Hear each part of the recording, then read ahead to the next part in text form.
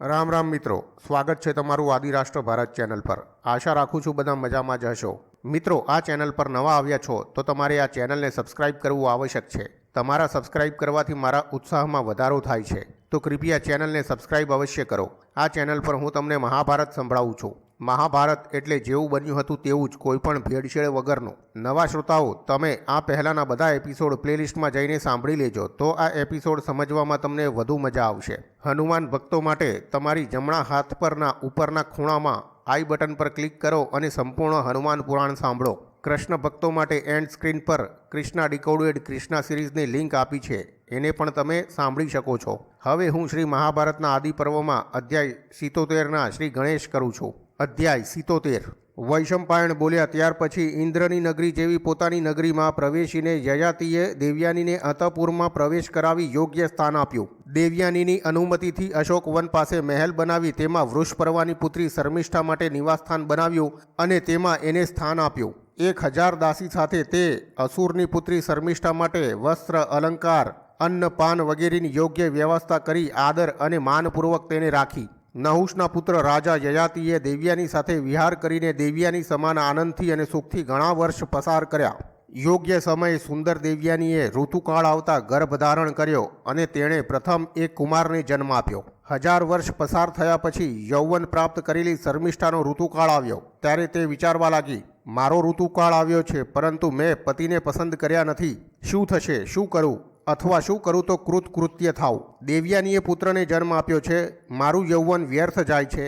તેથી જેવી રીતે દેવયાનીએ રાજાને પસંદ કર્યા છે તેવી રીતે હું પણ પતિ તરીકે તેને જ પસંદ કેમ ન કરું? મને ચોક્કસ ખાતરી છે કે હું રાજાથી પુત્ર પ્રાપ્ત કરીશ। હવે તે ધર્માત્મા સાથે એકાંતમાં મારું મિલન થાય ત્યારે અનુકૂળ થશે। તે સમયે રાજા ઈચ્છાનુસાર મહેલમાંથી નીકળી અશોક વનની પાસે આવી શર્મિષ્ઠાને જોઈને તેની પાસે ઊભા રહ્યા। મધુર હાસ્યવાળી શર્મિષ્ઠાએ તેમને એકલા જોઈને તેમની પાસે જઈને બંને હાથ જોડી આ પ્રમાણે કહેવા લાગી, હે નહુષ પુત્ર, ચંદ્ર, ઇન્દ્ર, વિષ્ણુ, યમ અથવા વરુણ સિવાય આપના અંતઃપુરમાં રહેનારી સ્ત્રીને કોણ જોઈ શકે છે?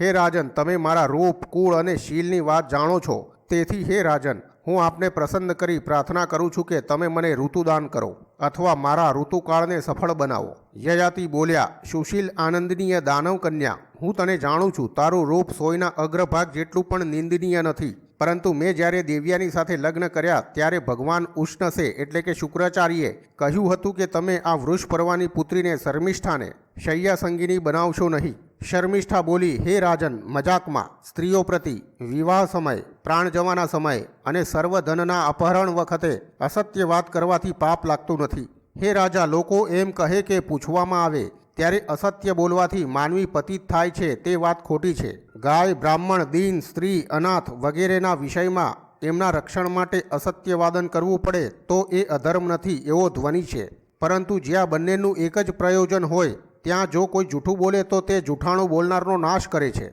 અથવા આપની સેવા કરવા રૂપ પ્રયોજન અમારા બંનેનું સમાન છે, તો પછી તમે કહો કે મારી સ્ત્રી તો દેવયાની છે, શર્મિષ્ઠા નથી, તો પછી તે અસત્ય વચન આપનો નાશ કરે।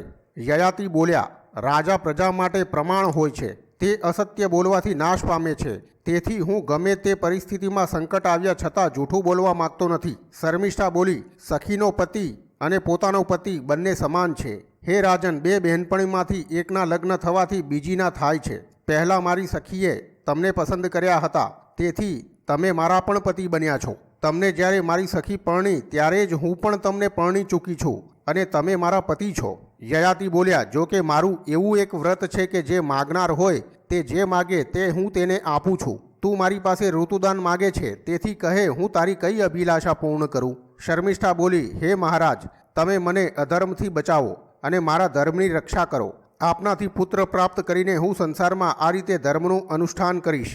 હે રાજન, સ્ત્રી, નોકર અને પુત્ર એ 3 ધનવાન નથી હોતા, પરંતુ જો તે ધન ઉપાર્જન કરે તો તે ધન તે જેને અધીન હોય તેમનું ગણાય છે, એટલે કે પત્નીના ધન પર પતિનો, નોકરના ધન પર માલિકનો અને પુત્રના ધન પર પિતાનો અધિકાર મનાય છે।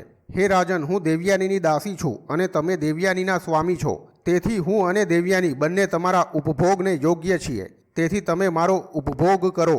વૈશંપાયણ બોલ્યા, રાજાએ શર્મિષ્ઠાની વાત સાંભળીને તે વાત યોગ્ય છે તેમ સમજીને તેણે શર્મિષ્ઠાને માન આપી તથા તેના ધર્મની રક્ષા કરી। એટલે કે ધર્માનુસાર શર્મિષ્ઠાને પોતાની પત્ની બનાવી. પછી ઈચ્છા પ્રમાણે સમાગમથી શર્મિષ્ઠાના મનોરથ પૂરા થયા અને એકબીજાનો આદર સત્કાર કરી બંને જેમ આવ્યા હતા તેમ પોતપોતાના સ્થાને ચાલ્યા ગયા. હે રાજન, પ્રસન્ન આંખોવાળી, સુંદર મુખવાળી, મધુર હાસ્યવાળી શર્મિષ્ઠા તે રાજાના પહેલા સમાગમથી જ ગર્ભવતી બની. કમળ સમાન સુંદર આંખવાળી તે શર્મિષ્ઠાને યોગ્ય સમયે દેવકુમાર જેવા કમળ જેવા નેત્રવાળા પુત્રને જન્મ આપ્યો. તો મિત્રો, શ્રી મહાભારતના આદિ પર્વમાં 77મો અધ્યાય સમાપ્ત. આશા રાખું છું કે તમને આ અધ્યાય ગમ્યો હશે. આવતીકાલે તમારા માટે લઈને આવી જઈશ મહાભારતનો 78મો અધ્યાય. કૃપયા કમેન્ટ કરીને મને જણાવો તમને આ એપિસોડ કેવો લાગ્યો. આવતીકાલ સુધી મારા તમને જય શ્રી કૃષ્ણ.